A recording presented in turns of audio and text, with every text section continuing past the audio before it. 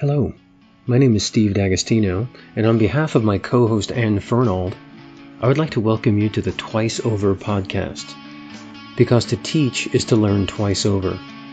In this, our inaugural episode, It's Okay to Look Like a Potato on Zoom, Anne and I discuss our strange new reality. We'll talk about teaching online from home, trying to serve our students the best we can, and how to stay connected to our love of teaching as we struggle to redefine our classes and rethink our practices. It's great to be here with you on this inaugural podcast. The thing that you and I have been talking about since we transitioned to online instruction, what feels like 4 or 5 months ago, but what I think is about a week and a half ago, is what our students need and how we can help them, and how do we even figure that out. So I'm wondering what you've been noticing as we've been talking to faculty members in terms of what students need and what resources faculty need to help students learn what they need to learn. That's been preeminent in my mind since I've been, sequestered at home. And then really just talking to faculty about what they're trying to juggle. Does that resonate for you? As you know, this call was delayed because a fuse got blown in our house because we've turned an unused room in the attic into a space where the kids can go and be. So we're not always, in the same spaces all the time. But turning the space heater on in the attic meant that when someone else went to microwave lunch, we lost all power in the house briefly. So, there's a lot going on. And it's challenging. But the thing that was really interesting to me is that this morning was the first day that my class met. And I had really intended to use the regular meeting time of class for a quick check-in. And what I found was that 18 of my 19 students were there on Zoom, and they wanted to hear me talk. And I said, would it help you for me to just kind of go over the text we're reading for the rest of the semester?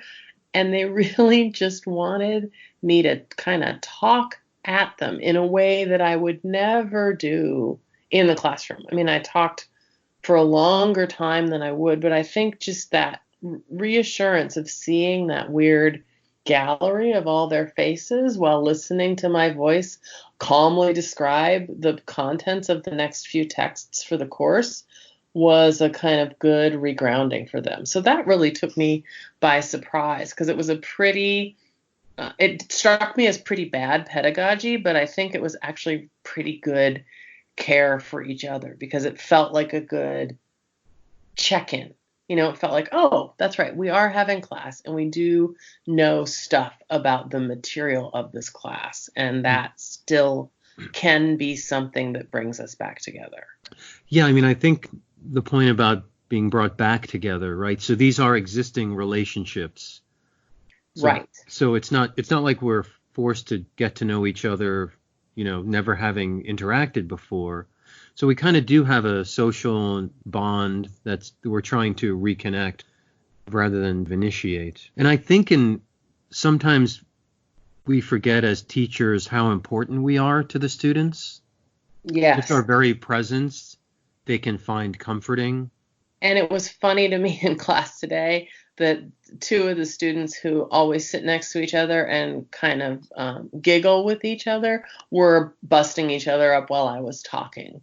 And that was immensely reassuring. Like, one of them was just kind of wiggling and it made the other one crack up. And then, a third kid changed her background a couple times in the middle. It was super distracting, but also it was just so reassuring that they're just as naughty and full baloney as they were before the virus came and changed everything. So that was interesting to me, is that they have as little respect for me as they did. So I think you're hitting on a real tension that I've noticed conversations with faculty around our social and emotional imperatives and how those measure up against covering the content and what our outcome expectations are, and how do we approach weighing that when we're thinking about this new online world that we're in. Right. And that was one of the things that my expectations were really low for class today, because as I think you know, on Thursday, which was our first day online when my class met, I had no audio for my call. So it was a complete disaster. And that had been such a total failure that all I really wanted was to be able for them to see and hear me on this check-in. And when we got past that pretty quickly and they all seemed ready to work and they'd done some of the fairly simple homework that I had assigned them, but they'd done it in a substantive way, then I did say, okay, here's what we're going to do now. We're going to go into breakout rooms, and here are the 2 questions I want you to discuss in your small group, and I want you to come back able to tell us the conclusion that you came to. You have 5 minutes. And I was as firm and rigorous as I would have been normally in class, but that only happened kind of 50 minutes into a 75-minute session, right? And then they did it, and we had a fairly substantive discussion for the last 15 minutes. And so now I feel like I can begin to plan something that's a little bit more like, I mean, I don't even know what to call it because it's a very strange hybrid, but a little bit more rigorous going forward, because I'm assured that they have the technology and the capacity to participate in this medium. And when I screen shared with them and showed them some of the other tools that are available to them for online learning, the tools were unfamiliar to them and they were not interested in trying them out, which was interesting to me. So, we'll just see. I mean, I'm giving them more time to think through what they want, but I know part of what they want from their professors is kind of a consultation, but ultimately that the professor makes a decision, right? And there's a kind of moment where there's too much consultation, too much, hey guys, what do you think? Hey, well, we could do it however you want. That in itself is destabilizing in a very unstable time. I think what you're saying is we need to provide some kind of structure and order. So I know that when I log in and my professor is there, there's rules, there's procedures, and I know who I am in this space. Right. Because everything else can seem like kind of chaotic. Maybe what we're saying is that we can reinterpret structure and rigor as comforting to them, clear expectations of what we're going to do and what our roles are. Maybe they need some kind of order communicated to them that we haven't abandoned your learning, right? We're still committed to that project. We're just going to do it in a different way. Absolutely. I think that's really, really important. One of the things that you and I have been talking about a lot as we think about going forward with classes, in this kind of semester that's got a real before and after to it, right? We're about halfway through a semester that started in a face-to-face learning environment and that's ending in an almost entirely online environment, is thinking about course goals. Can you talk a little bit about backwards design and how that can help us think about the extent to which course goals need to be revised, perhaps, and the extent to which course goals might be able to stay the same going forward? I think in this current situation, the important thing to bear in mind is the student learning objective, not the mechanism by which we get there. What I'm trying to say is that, let's say that I have this activity that I do. I really enjoy doing it. I've had great success with it. The students seem to like it, but I don't think I'm going to be able to do it online. Right. So really the project here in our current situation is to think about, well, is there another way to get there? So think about you're in the car on a family trip and you're headed to your destination and there's traffic on the expressway. Well, is there another way to go? So I'm not committed to the expressway. I just want to get there. Right. So part of it is to try to think creatively about how do I reach this learning goal? What's another way to get there? We're not going to be able to do maybe this role play or this presentation. Maybe we can, but in order to do it in an online environment, it might be technologically demanding, and the time it takes to make that activity possible may use up other time that would impact other learning objectives that my hoped for activity wouldn't cover. So it's like a trade-off. So part of the work, I think, is to redirect our thinking from the content and the activity to the learning outcome.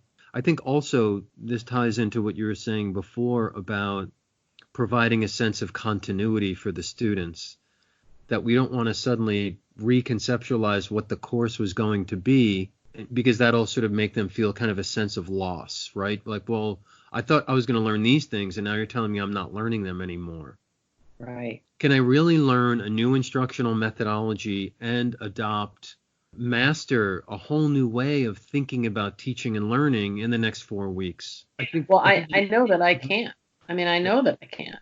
And I've been playing around with some things. And one of the things that's been most kind of reassuring to me is thinking about all the extant ways that we're already communicating with our students online, and thinking about how to profit more deeply or extend or expand our use of those things. So almost all of us are communicating with our students over email already. Okay, so that's one way that we can certainly keep doing email in this moment, right?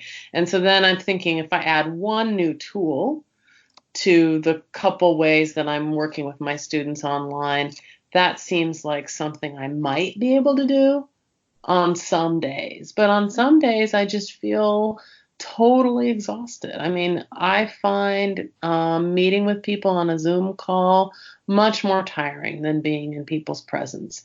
And I get off a Zoom call and I have less energy than I did when it began. And so I'm trying to be really patient with myself around those things. And so, and one of the challenges I faced in redesigning my freshman and sophomore level course right now is that I had done this incredibly experimental thing that I really love, which is that the midterm assignment is design your own syllabus for the rest of the semester. And so the rest of the semester was blank. And my students had all written their design syllabus. And the day we were going to bring those designs together into a collaborative, mutually designed class was the first day that we went online. And so I went into spring break with a completely blank slate. But, you know, we've been working on Google Docs together, and my students, I put up a blank slate on Google Docs, and I kind of threw in some of the suggestions that they had individually given me and asked them for their notes, and read through their notes and was able to come up with something that I feel I can do going forward, and that honors the interest that they expressed in terms of what they want to learn for the second half of the semester. But it felt like a heavy lift, and it felt like I had really given myself like an extra degree of difficulty. There's something that I wanted to ask you earlier about just this kind of being in your home, right, in your personal space, right, interacting with students synchronously, seeing them, they're seeing you. You know, there's your office or your living room, there's your cat, right, there's your child in the background. How does that feel in terms of like boundaries? And well, I'm lucky to have a study with a door that closes. That's huge. And that's partly because I make my children share a bedroom, because my career is really important to me. And I have been thinking a lot about those boundaries. And Zoom allows you to make a virtual background, which is really fun. And I love that as a way of masking exactly where you are if you don't want people to see the laundry basket behind you. But my laptop is old enough that it's not supported on my laptop. So these problems are really so if you have a laundry basket in your office, that's like a work-life balance thing you may want to, think about. I generally don't have a laundry basket in my office, but I'm badly backlit, and that's a source of some embarrassment. I follow Chanel Miller, the writer, a memoirist, on Instagram, and she has really wonderful cartoons about stress and anxiety and resilience. And the other day there was just a single panel cartoon and it just said, "It's okay to look like a potato on Zoom." And I'm going to adopt that as my mantra. Maybe that should be the name of our podcast. At least that's going to be I think the first episode. It's okay to look like a potato on Zoom. It's totally the first episode title. I think that's exactly right. I feel like, we're trying to move toward understanding by design and like learning objectives, but we really do keep coming back to this human component. Right. And how do we get ourselves and our students to a state of readiness? I think one of the things that I'm picking up on from faculty I've been working with is, they were expert, right? Right. 3 weeks ago, expert in their field, in their classroom, interacting with and advising their students and colleagues. They were expert. And now suddenly they feel a sense of, incompetence, technologically, certainly. And that loss of confidence strikes at the heart, I think, in some ways, of their identity. I see myself as a teacher. And if I can't do that effectively, if I can't serve my students in a way that I feel proud of and deeply connected to, that's a real loss.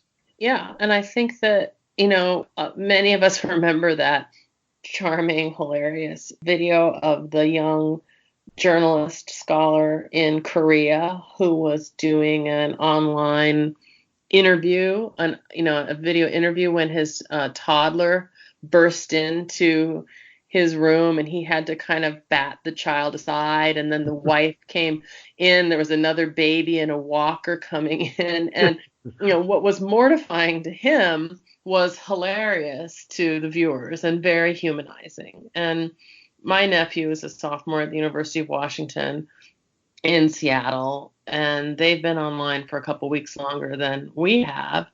And he's seen people's cats and people's children in the background, and he loves it. He's so interested and relieved to have his professors be humanized. But for us as faculty members, I think it feels really vulnerable. And it's good to know that a generous student feels happy and reassured to see us in the context of our own home, but it doesn't make it super easy to share that with our students. And it doesn't make it super easy to feel vulnerable. And that loss of a sense of control and expertise is really acute. I mean, I really felt it when my class was impossible to conduct the other day. It was really hard. And so, these kind of conversations about compassion for ourselves have been incredibly sustaining to me as we make this transition. And then I think that makes me think we should pivot to the question of thinking about our most vulnerable students. I was very struck by how the resilience of the students I saw, but there are some students, and we've been talking about this in the town halls, for whom this may mean the end of their ability to access college. And as we think about moving online and continuing to deliver the kind of education that our students deserve, we also have to be thinking at the same time on a slightly different track about how we're reaching out to those students who are not able to continue, or the students who are facing struggles that make simply doing the reading hard. There's something we sort of touched on earlier about we have an idea of who our students are, and that idea may not really map on to the lived reality of many of the students that attend our classes. We may have certain assumptions in our planning, in the tools that we're selecting, the way that we're making our course and ourselves available, that are unrealistic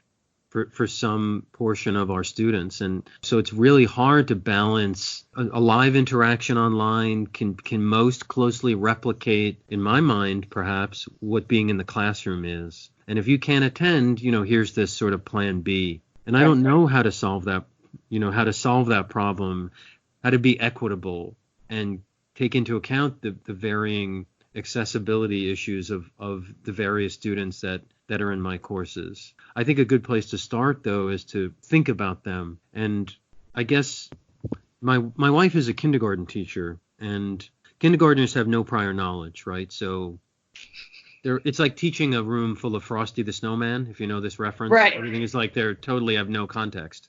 You have to build a set of shared experiences that you can use to reflect upon and talk about and mull over to activate their thinking.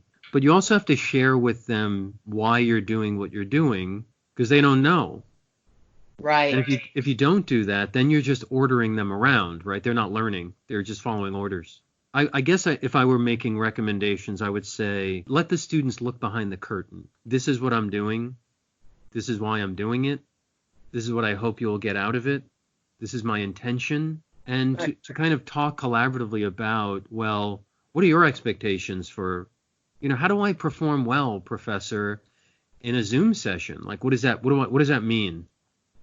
Right? I'm here. What's a good job? I think we all need some sense of what's a shared vision of competence, both as a teacher and as a learner in this new space, because I knew before in my classroom, or I thought I did, but I'm not so sure what that is now. Yeah, I think that's right. That makes a lot of sense to me. The other thing that I'm thinking about, and maybe we can kind of close, I'd love to hear your reflection on this idea, but I've been reading and thinking about the work of Jim Lang, who's the director of the Teaching and Learning Center up at Teaching and Learning Center at Assumption College up in Worcester.